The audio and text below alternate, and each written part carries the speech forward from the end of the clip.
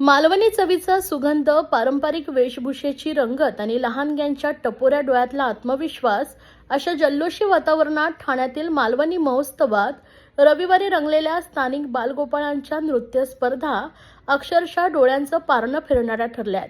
ढोलकीच्या तालावर, मराठी, हिंदी, कोकणी गाण्यांच्या लयीवर आणि टाळ्यांच्या कडकडाट बालकलाकारांनी रंगमंच गाजवलाय.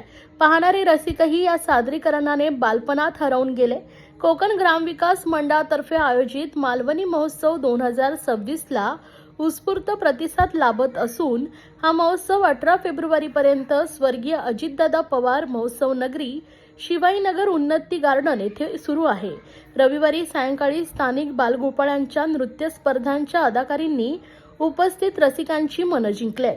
या नृत्य स्पर्धेत ग्रुप डान्स 30 गट आणि सोलो डान्स या गटांमध्ये 30 स्पर्धकांनी सहभाग नोंदवलाय.